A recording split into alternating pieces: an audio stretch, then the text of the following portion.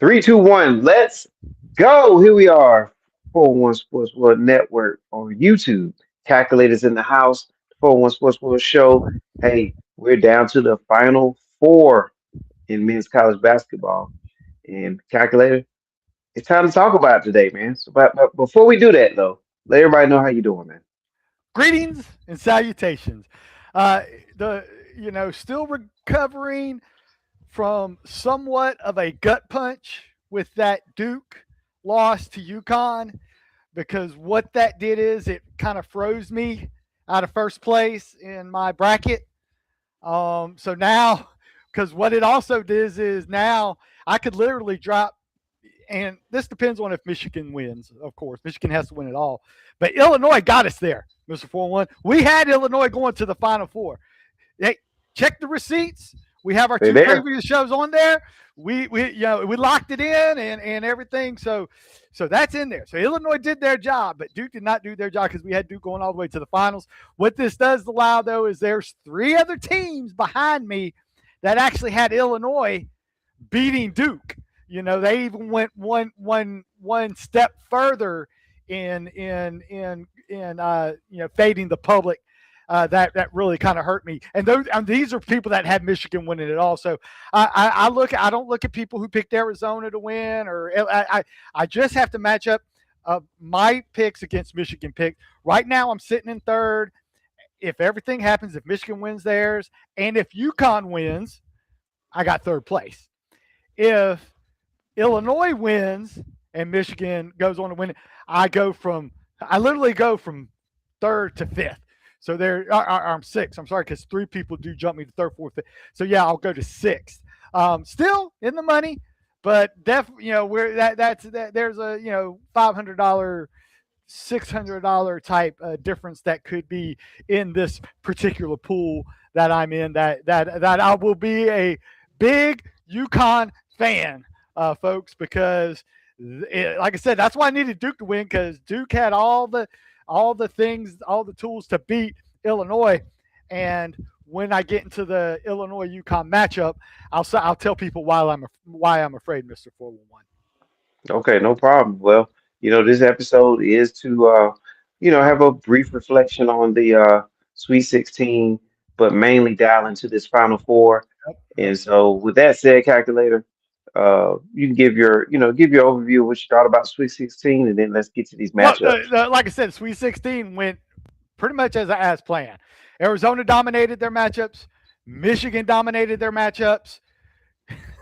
Illinois dominated their matchups. The Iowa win was kind of surprising, but then they it was too much for Illinois for Iowa to get past them. But everybody's talking about the UConn shot. To this day, Mr. 411, why did the guy pass the ball? I love how they broke the full court pressure and gave it to Boozer, to the younger Boozer, the not the Caden Boozer.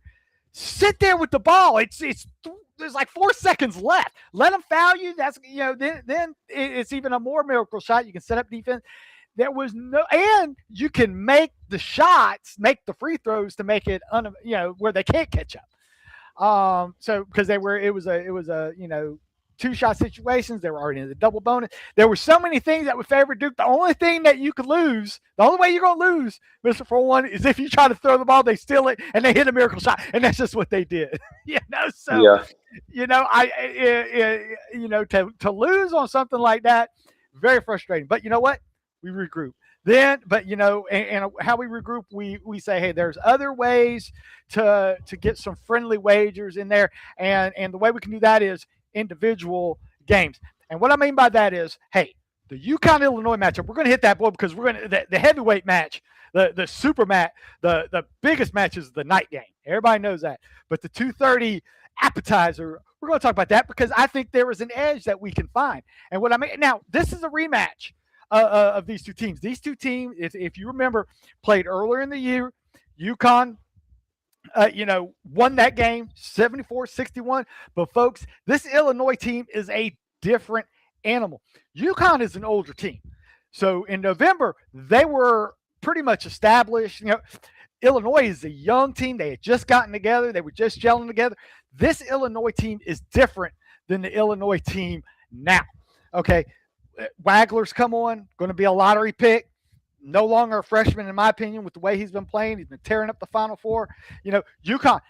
But and another thing that favors Illinois in this matchup, if you look at it, say, hey, UConn plays Big East basketball, and you say, calculator, what's Big East basketball? Big East basketball, you got one big center, you have good defenders on the perimeter, and you got that motion type offense. You throw up some threes every now and then. If you don't hit the threes, though, you got the one big man in the center.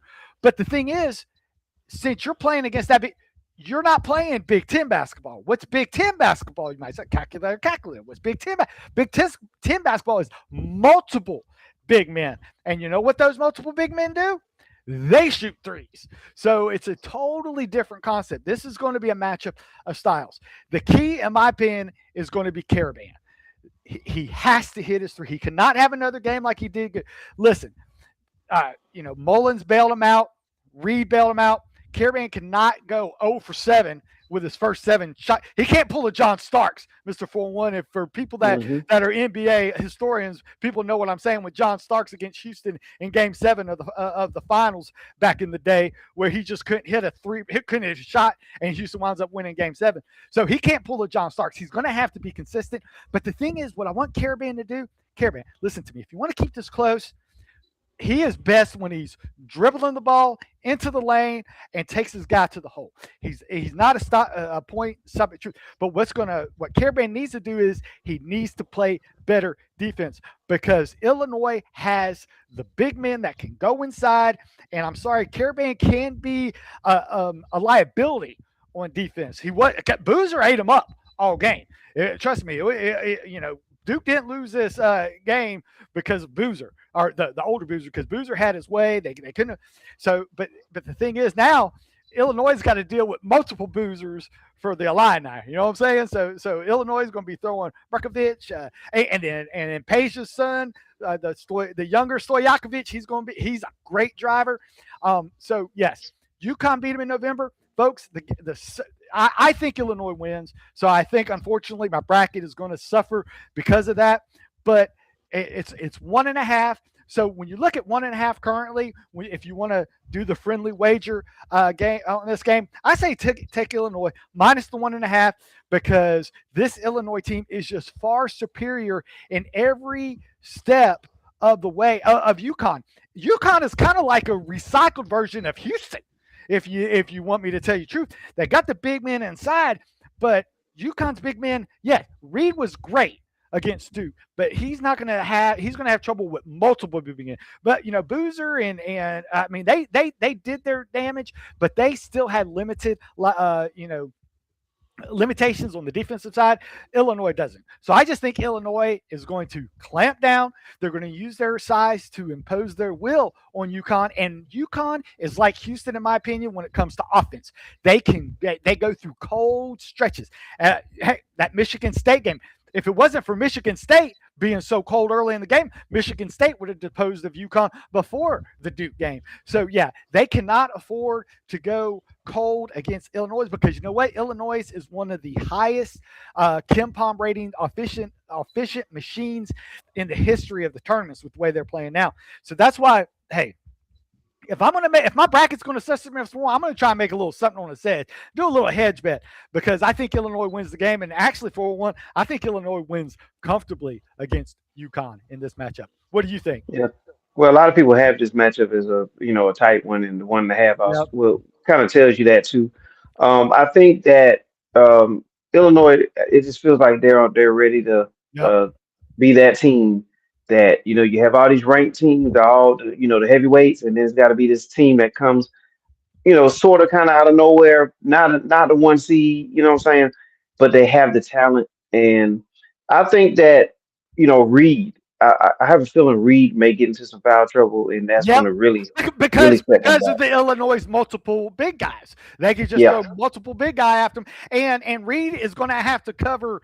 He's not going to be able to just sit in inside. You can't play that zone defense against Illinois because Illinois will shoot you out of it. You got to go man to man, and then Reed's going to have to come out of his comfort zone. So another thing, if you're looking at player props, I think Reed's going to get under 9.5. His player prop right now is 9.5 rebounds. I think Reed will get under that because he's not going to be up under the basket to be able to get some of those loose balls. So that's another thing you can look at different player props in this. I think Stojakovic, I think his current line's 12.5. I think he's going to score over 12.5 because I think he's going to have advantage against Ball, who I think will be guarding him a lot in this game. And Ball, I do not think will be able to stay with him. So that's why I think just Illinois just has too much talent at each different position over UConn.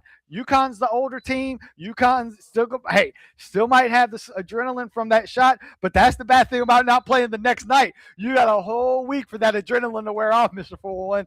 And I'm telling you, Mhm. Illinois is like a surgeon on the offensive line. They look like one of those European teams, that play great ball movement. Big guys can shoot, and then that big guys can rebound. You got one big guy shooting a three, another big guy, two big guys under that catch right. That's why I think Big Ten has been so successful this year in this tournament. Just look at the big. I mean, hey, Michigan State went deep, Purdue went deep. Michigan is still in. This Big Ten basketball has really dominated, in my opinion. That type of basketball had dominated this year of the tournament. Well, calculated, that is, I mean, think about it. That's what college the power four level of college sports is turning into. Is basically turning into the Big Ten and the SEC. Yep. In particular, when we talking football and basketball, we're looking at a two conference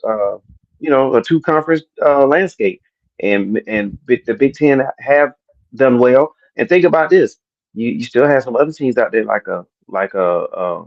that was eliminated earlier. You know what I'm saying? Yep. Because you're talking about like wasn't Nebraska in that mix too? Nebraska, You know they what I'm saying? played. They. If it wasn't for another Big Ten team in Iowa, Nebraska Right, would have said. I mean, Nebraska. I mean, it got to where the Big Ten was just eliminating each other.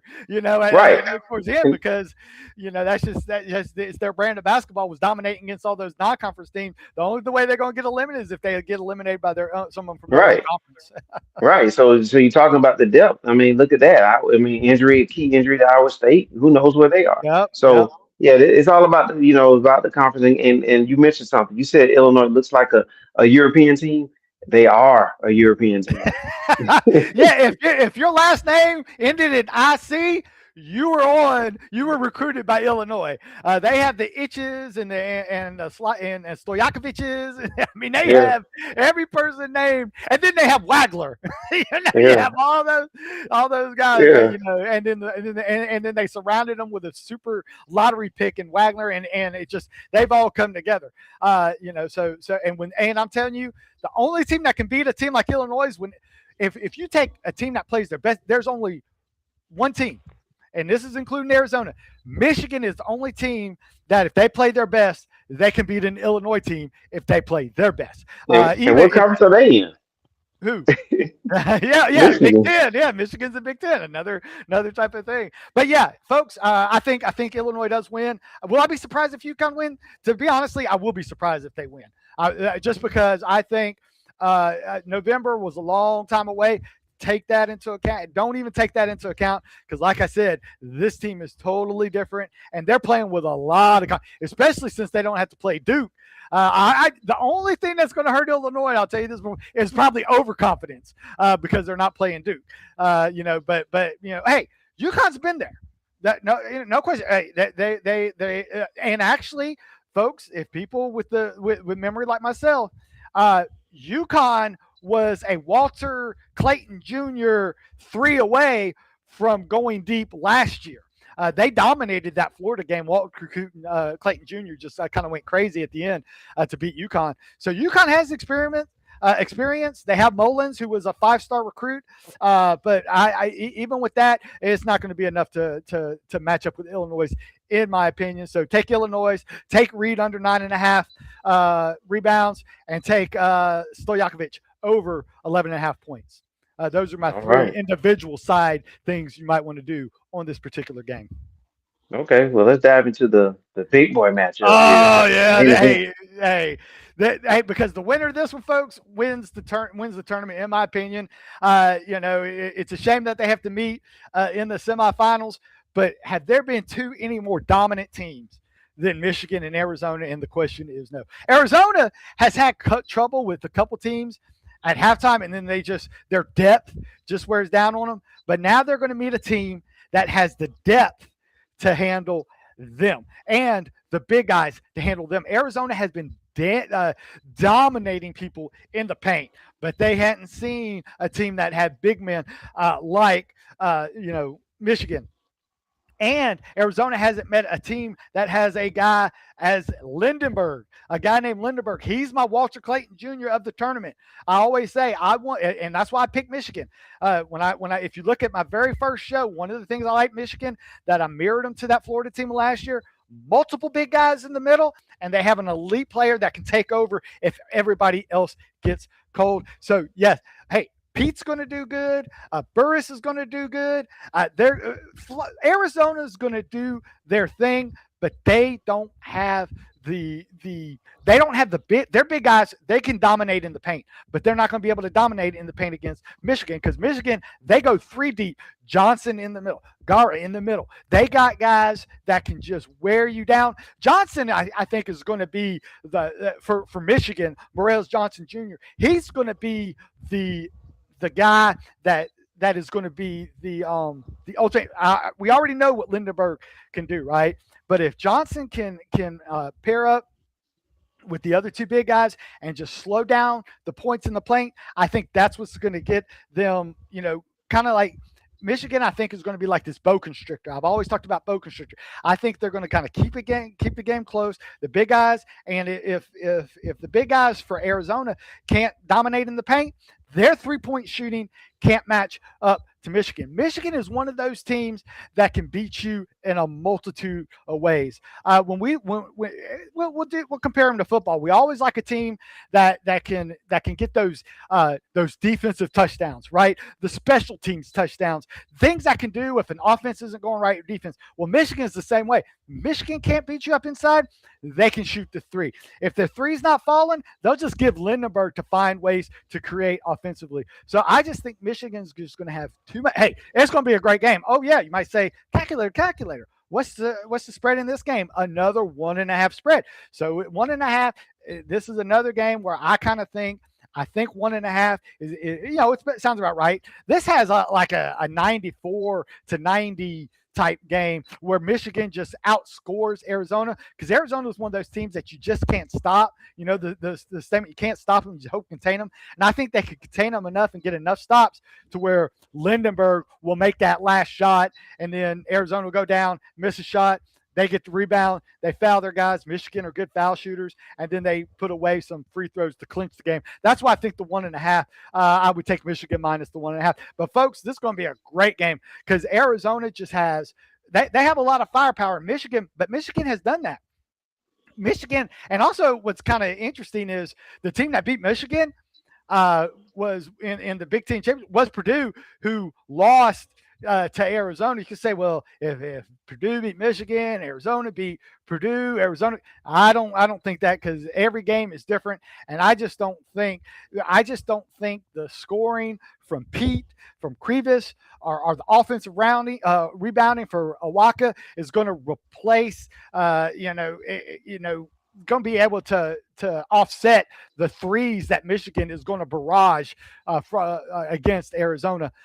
Because another thing that helps Michigan out, if you shoot the three, you have better chance for long rebounds. So again, that's going to take away from a lot of the strength of the offensive rebounding for Arizona. So that's why I just like Michigan in this matchup.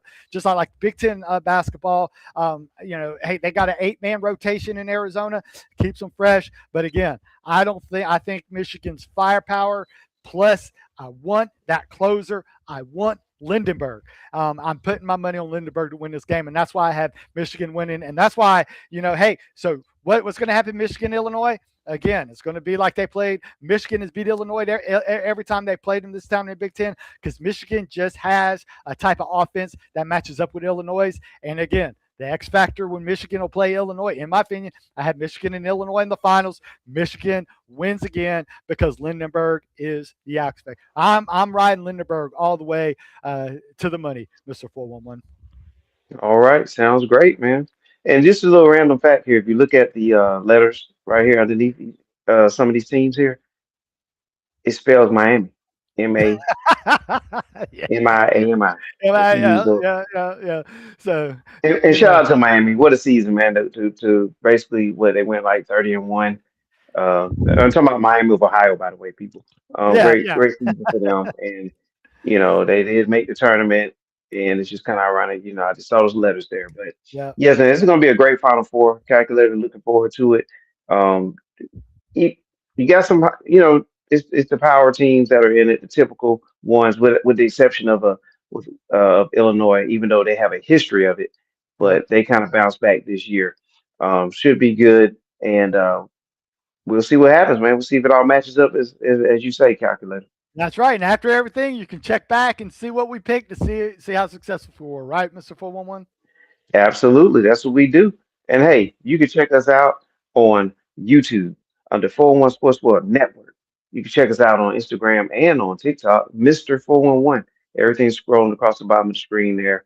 We appreciate it. And we have a little thing up in the top left hand corner of the screen, too, if you Yep. ever want to scan that and help us out so we can keep bringing the calculator on. Because we have an NFL draft down the line that Oh, you're going to see more it'll of, be too. here before you know it. Oh, and then the World Cup thing, And the FYI, World Cup. the World Cup brackets are finally set. So we'll definitely get that after we get the NFL out of the way. We'll get something. We'll work up something for you World Cup viewers. And again, we'll have a special guest that'll be joining me on that show. I've already cleared it with our producers. They said they'd Oh, very welcome good. my special my a person that feeds me information when it comes to soccer. My daughter will be joining us. She'll be freshly off her. She'll be on her summer break, and she said she'll be more than happy to join us on that World Cup show, Mister 401, so we can get what she's been seeing and what she's been hearing, because she also follows the Premier League and the Champions League and stuff. So she knows a lot. Believe it or not, she knows. I'll admit she knows more about soccer than I do. I bounce questions off her all the time. So yeah, we're looking forward to having her on the World Cup podcast when that happens. All right, we can't wait for that one, calculator. All right. Okay, well, Yep. everybody gear up, get ready for the Final Four, and we'll catch you all on the other side of it so we can give you our breakdown of what happened. Yep. All right, for the calculator, I'm Mr. 401. Everybody take care. Have a great Good Friday coming up tomorrow, And and Easter. a happy Easter weekend. Yes, sir. Yes, sir. Enjoy it,